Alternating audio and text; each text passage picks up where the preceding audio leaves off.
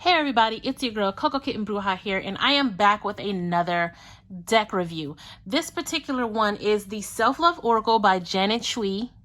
Chui? Oh, y'all know I'm terrible. Anyway, this deck actually was a pre-order from Amazon. I want to say I spent about $25 for it. So I have another deck, and you guys can check it out. It's also called the Self-Love Oracle, but I felt it was very chakra based. And I wanted something that was a little bit more general when we talk about self-love. So I was super excited to see this pop up in my search. And I was totally willing to wait however long I needed to wait for it. And it is a 44 card deck, and it says for healing and self-empowerment, and I absolutely resonate with that. This deck is pretty cool when we talk about self-love and the way it conveys its messages, right? So let's dive in. We have our 2-part box. We have a nice large size book, and then of course the cards themselves are the typical. They're a little, oops, y'all, I be shaking the table over here, Jesus. They're a little bigger than typical oracle cards, but I don't mind. I have average size hands. The nails help kind of bring the cards and hold the cards in. But for those of you with smaller hands, I would suggest maybe side shuffling as opposed to bridge shuffling. But let's get into the book. So this is another black and white booklet. However, it does what needs to be done, right? So we have our contents, how to use the cards and everything like that. And then we just go straight into the cards themselves, right? It is not in alphabetical order, which is totally fine, but at least you can go straight to the card as you need to, right? So we have our introduction and how to use the cards and all the different spreads.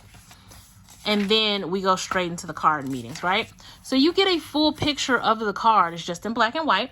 And then you get what it says, the key message that shows up under the card, and then a full, meaning here. Same thing. They keep it to the 2 pages so that you're not flipping through a bunch of pages trying to just get one meaning from one card, right? So it's very much straight to the point. You get what you need. And that's basically it for the entire book. Not a lot of bells and whistles. Doesn't really need to be. This is one of those decks where there's a lot of words on the card, so you don't have to put a lot into the guidebook, right? And that's basically what happened. So when we talk about shuffling, like I said, they are a little bit bigger, so my fingers have to stretch just a little bit more. I've been using this deck a lot, so they're slightly bent.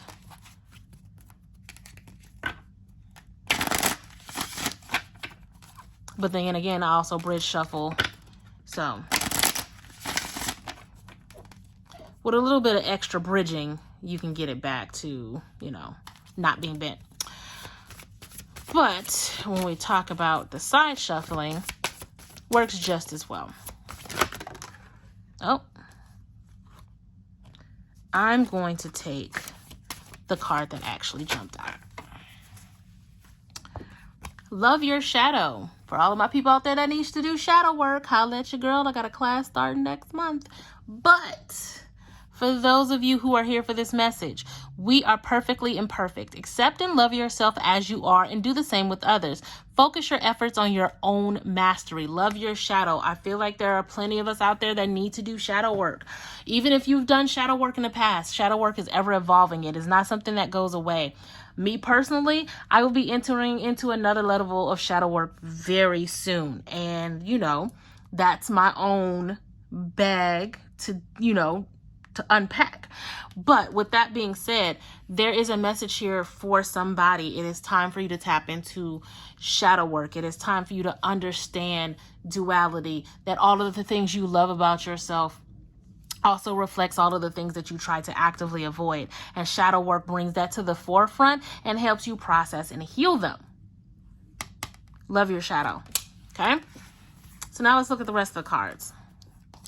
So we got co-create. I love this card, the clarify your desires. Like, spirit can't give you what you want if you don't know what you want.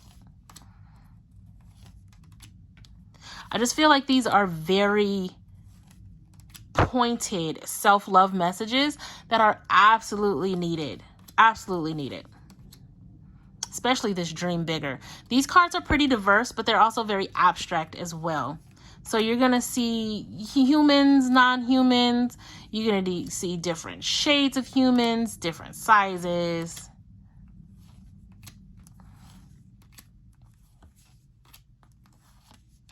It's not as diverse as it could be, but you know, there's sprinkles of differences here and there.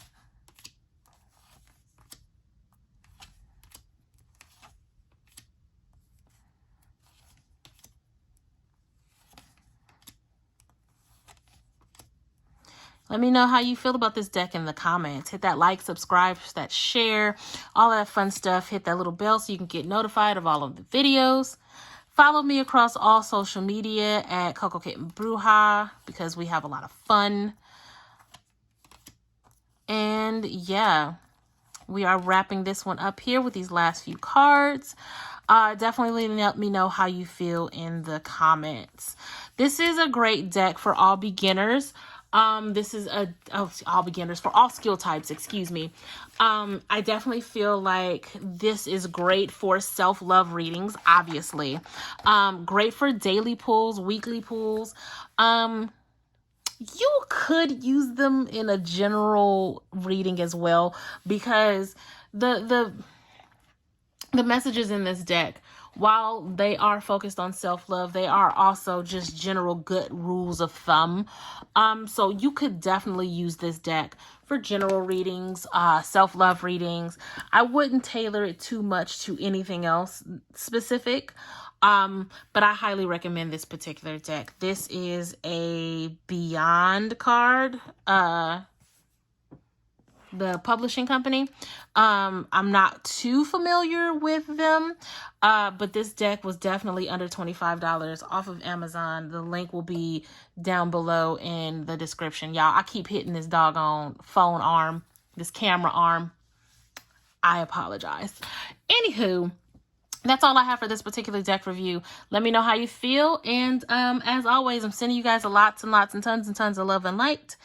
And until next time, peace.